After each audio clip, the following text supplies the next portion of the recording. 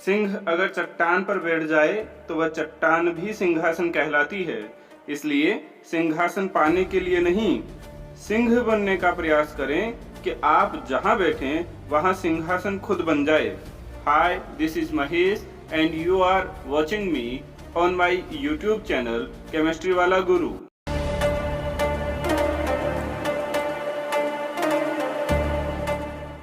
In today's session, we discuss a single problem, a single numerical that includes all types of concentration methods like mass percentage, ppm, mole fraction of components, मोलेरिटी। तो चलिए शुरू करते हैं। हमारे पास में numerical है कि 40 gram of NaOH dissolve in water and labelled as 1000 gram solution if density of solution is 1.5 gram per ml, then calculate following. This one mass percentage, ppm of solute, हमारे पास में NaOH है, mole fraction of each component NaOH and water दोनों के लिए हमें निकालना है, molality of solution and molarity of solution. हम पहले बात करते हैं कि हमारे पास में क्वेश्चन में क्या इंपॉर्टेंट है ताकि हमें क्वेश्चन बार बार नहीं देखना पड़े। हमारे पास सोल्यूट दिया हुआ है NaOH और इसका मास कितना है,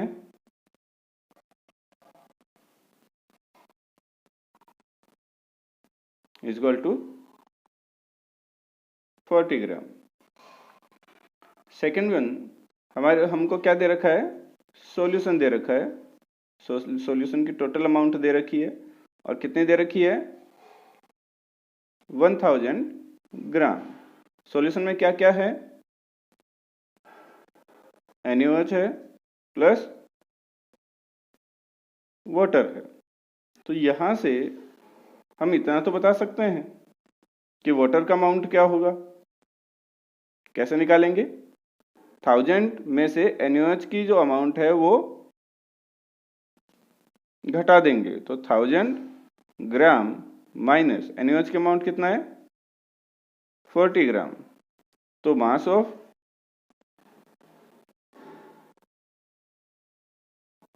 वाटर इक्वल टू कितना बचा, 960 ग्राम। ये हुआ।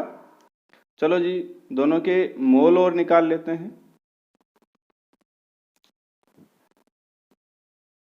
Number of mole of NaOH कितने आएंगे, नंबर ऑफ मोल के लिए हमने पहले फॉर्मूला देखा था, number of mole is equal to mass upon molar mass. ठीक है, तो मास कितना दे रखा है NaOH का, 40 ग्राम। मोलर मास कितना है, हाँ जी 40 मोलर मास है ना 40 पर मोल, 40 ग्राम पर मोल, सॉरी। तो ग्राम से ग्राम कैंसिल, मोल ऊपर की तरफ आ जाएगा, तो 40 से 40 कैंसिल होकर कितना आएगा, 1 मोल हो गया।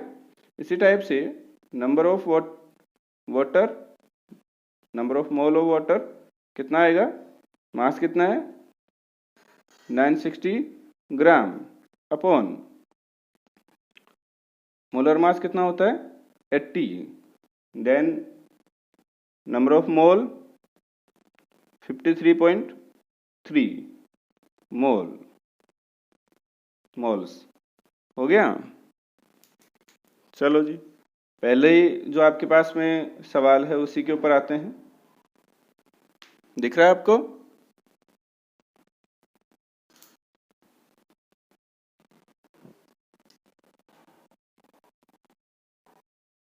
क्या पूछा है, परसेंटेज W/W यानी mass of solute upon mass of total solution. तो मास ऑफ सोल्यूट क्या है, ये रहा यहां से 40 ग्राम अपॉन मास ऑफ सॉल्यूशन 1000 ग्राम, और कितने से मल्टीप्लाई कर दें? 100 से। देन आंसर क्या होगा? पूरा कट गया है, इससे ये कैंसिल हो गया, तो आंसर आया अपने पास में कितना? सॉरी, ये कितना है? 100 है, तो कैंसिल, ये जीरो से ये वाला जीरो कैंसिल, तो आंसर हुआ हमारे पास में 4%। ये मास परसेंटेज ऑफ NaOH हो गया है। Second one, ppm of NaOH। क्या बताया था? Parts of component, total parts of component and number of parts of component divided by number of parts of total solution. अब ये ध्यान रखिएगा, W/W भी हो सकता है, V/V भी हो सकता है, वॉल्यूम बाय वॉल्यूम भी हो सकता है, और नंबर ऑफ पार्ट्स भी आ सकते हैं। तो हमारे पास में तो मास दे रखा है, तो मास कितना है NaOH का? 40 gram. Total mass of solution 1000 gram into million से हम मल्टीप्लाई कर देते हैं। 10⁻³ है, ऊपर की तरफ जाएगा -3 हो जाएगा, ठीक है। एंड आंसर क्या निकलेगा? कैलकुलेट कर लो आप, 4 × 10⁴ ppm। इजी है। नेक्स्ट बात करते हैं, थर्ड पॉइंट जो हमसे पूछा गया है, मोल फ्रैक्शन।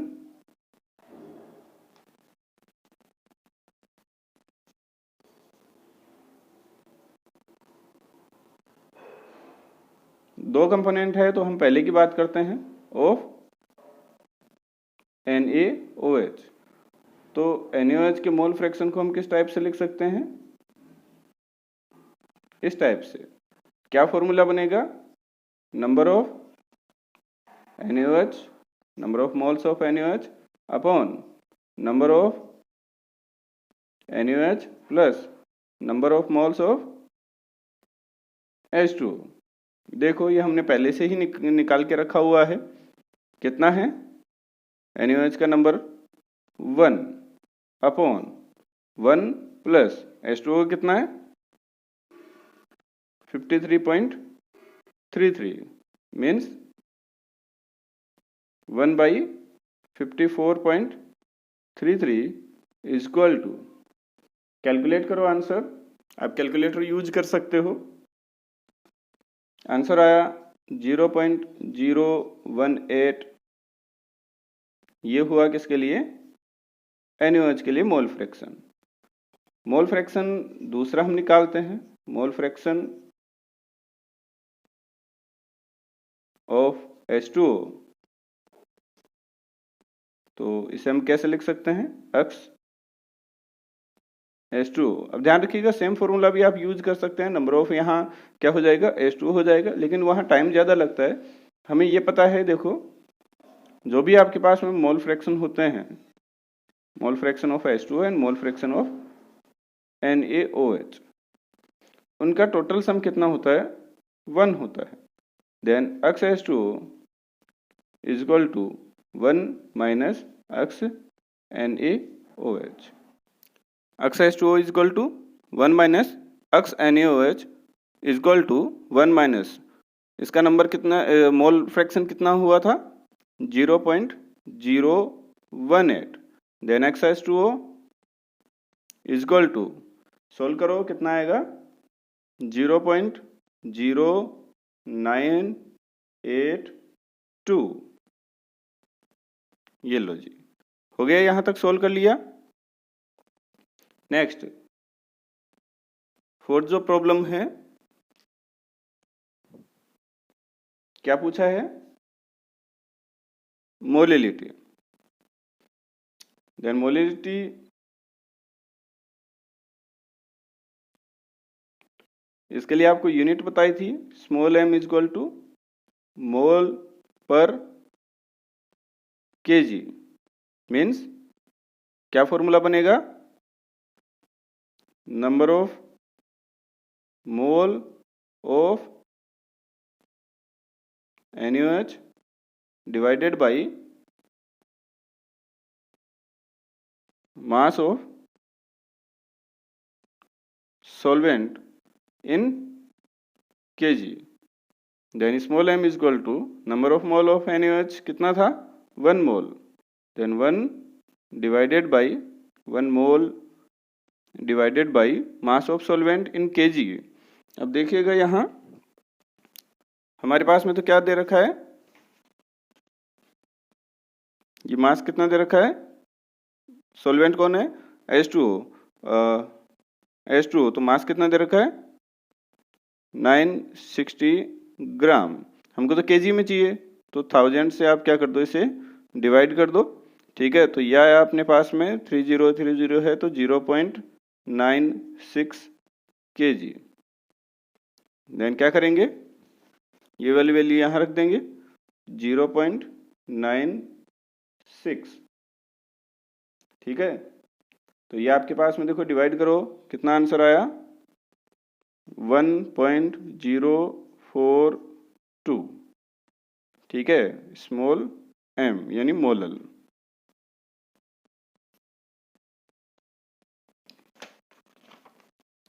फोर्थ देखिएगा, लास्ट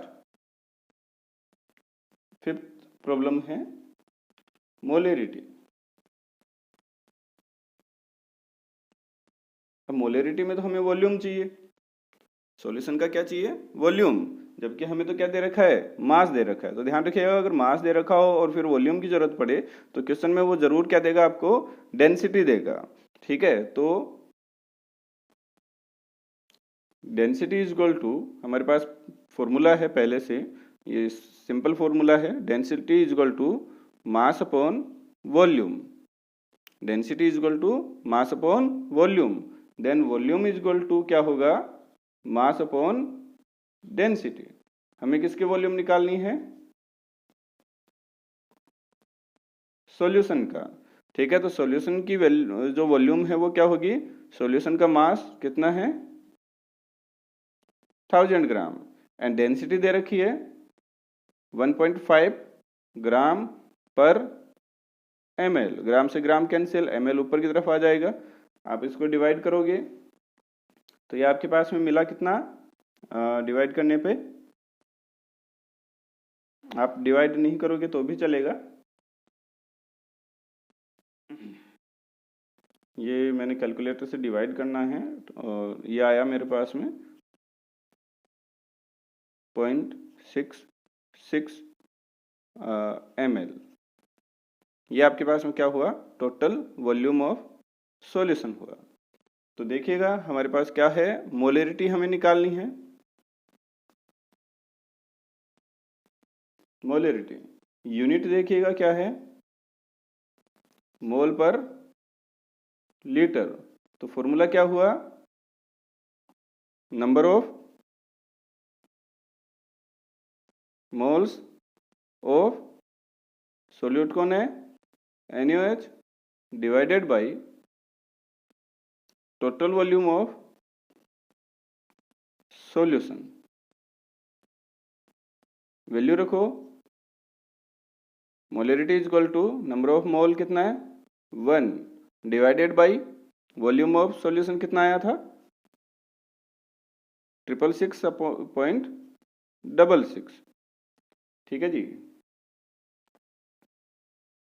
सॉल्व कीजिएगा कितना आंसर आता है और मुझे बताइएगा, कमेंट बॉक्स में लिखिएगा इसका आंसर कितना है और इसकी यूनिट क्या होगी कैपिटल M। तो देखिएगा आज की क्लास में हमने क्या क्या सीखा।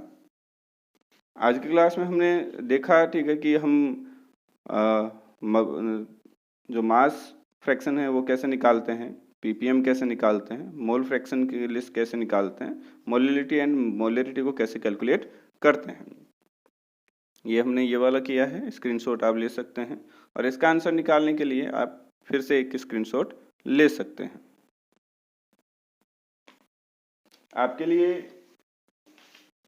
एक नई प्रॉब्लम है, एक नया न्यूमेरिकल है जो आपको सोल्व करना है और नेक्स्ट वीडियो में मुझे ये बताना है, इसका आंसर मेरे को कमेंट बॉक्स में लिखिएगा ज़रूर।